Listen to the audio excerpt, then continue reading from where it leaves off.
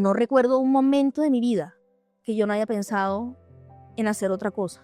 Pero desde que tengo, no sé, 7, 8 años, quiero ser médico. No pensó nunca en ingresar a la Universidad Militar Nueva Granada. No la veía como una opción. Pensó que siempre estaría en la costa. Pero una vez entró a cursar su residencia, su panorama cambió. Y el día que vine a hacer la entrevista, entrando por la guardia, veo yo el edificio del hospital, imponente, ¿ya? Las 3 alas. Dije, eso fue amor a primera vista. Fue un deslumbramiento absoluto. Su amor por la medicina la llevó a desarrollar uno de los proyectos más retadores de su carrera, no solo a nivel profesional, sino personal. Buenaventura, la tierra de sus amores. Tuvimos la oportunidad de organizar una unidad de cuidados intensivos desde cero. Era una población que no tenía ningún tipo de saneamiento real. Tiene un hospital de segundo nivel y uno veía a la gente morirse por falta de atención.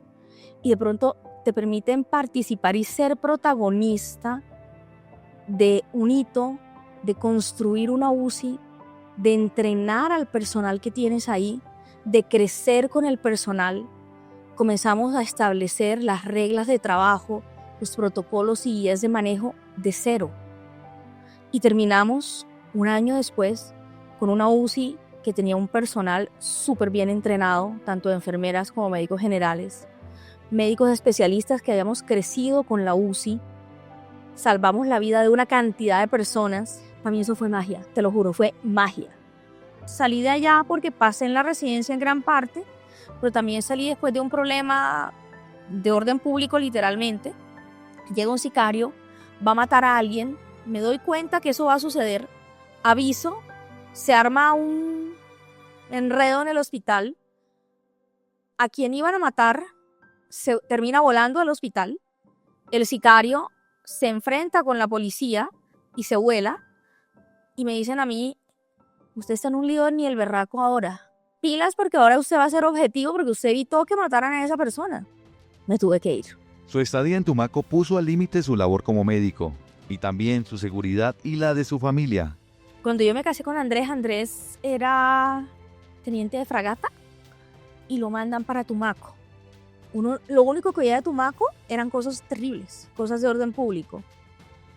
Y yo llego a ese pueblo, una niña de ciudad consentida por los papás, y llegas tú allá y encuentras una situación de orden público, una cosa que uno no se imagina hasta que lo vive. Una monja asesinada por un grupo al margen de la ley y que a mí me dijeron no la atienda porque usted es esposa de militar y eso puede ser un problema para usted. Deje y la atendemos otros. Y ver uno que esa señora que le pegaron un disparo en la cabeza, cómo se muere delante de los ojos de uno, eso fue terrible. Terrible, terrible. O sea, tú estás parado ahí y ves que la vida se le va y saber que no tienes ni una sola herramienta para poder salvar su vida o incluso facilitar la muerte en el sentido de que sea menos doloroso y menos dramático. No había nada ni por orden público ni por recursos en la institución.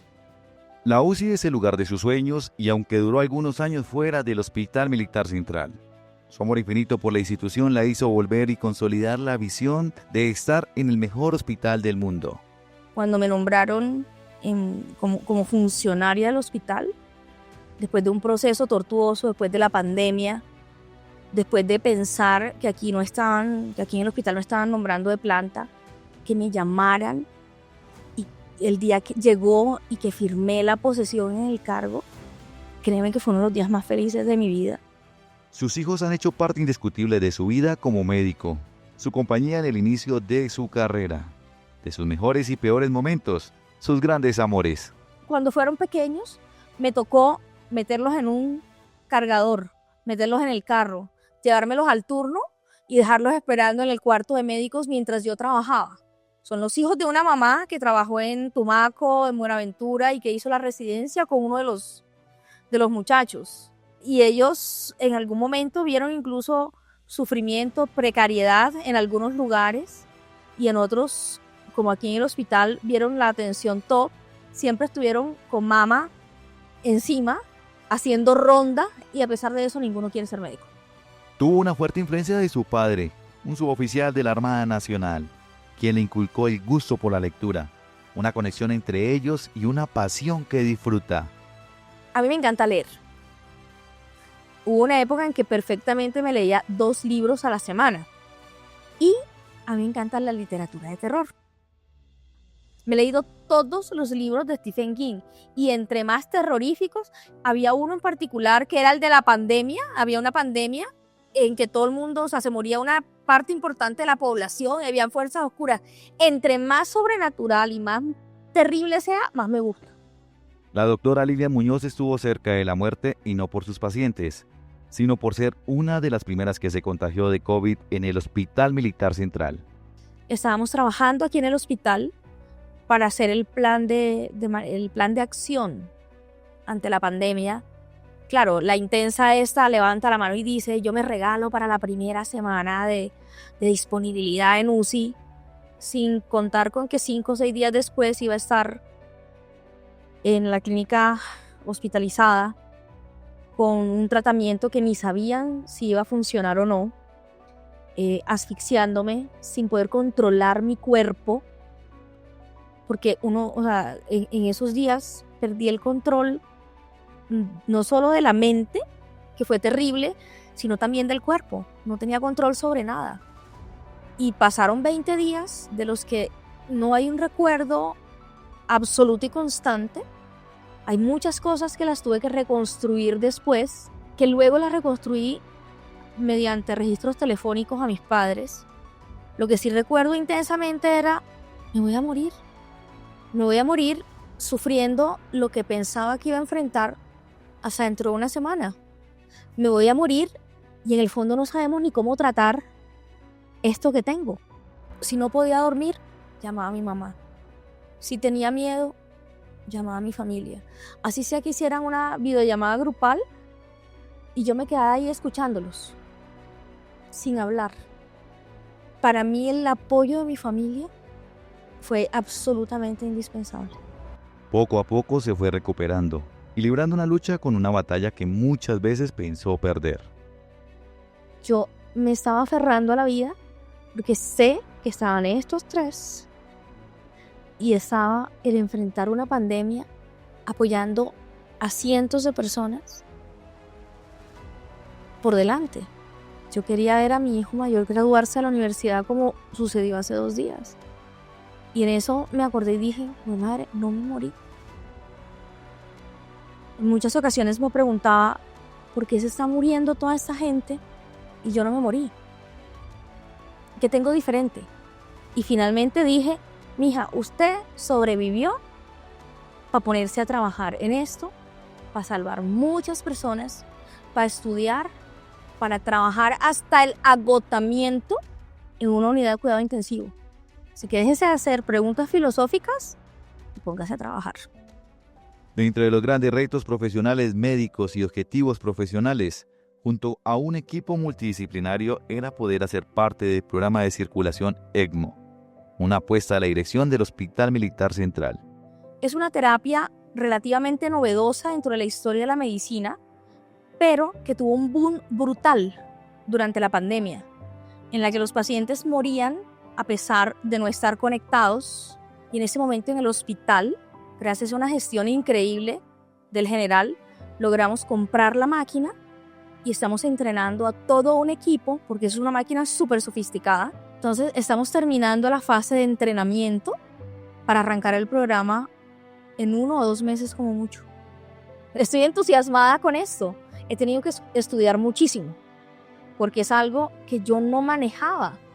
Pero ahorita ya puedo echar toda la carreta al mundo acerca de ECMO. Y estamos esperando, pues, con el acompañamiento de nuestros entrenadores, enfrentarnos próximamente a los primeros pacientes. Está convencida que solo se es feliz cuando se hace lo que se ama, con la firme convicción de que solo así se logrará superar cualquier obstáculo y todo será más fácil. Sus residentes son sus pollos, como de cariño les dice, y a quienes los invita a gozarse de su proceso. Si ellos logran hacerse el ambiente, logran divertirse, logran entusiasmarse, esto no pesa. Que se hagan un buen ambiente, que miren al paciente como una persona que los necesita, que necesita su comprensión, su apoyo, su respeto. Si ellos logran esas dos cosas, el conocimiento llega después. El conocimiento va llegando. El conocimiento es fácil. Ser humano en la medicina, yo creo que es lo más difícil.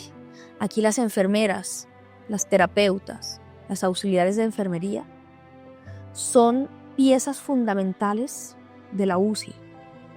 Y eso no solo se los digo, sino que lo vivimos día a día. Ellos ven que la ronda se hace con la jefe, con la auxiliar, con la terapeuta y con los especialistas, con los residentes. Se toman decisiones en equipo. Y para mí eso que le paso yo a ellos, que les transmito, el trabajo en equipo, el sacarse de la cabeza la jerarquización absoluta de la medicina, es para mí la enseñanza más valiosa que se llevan ellos de la unidad.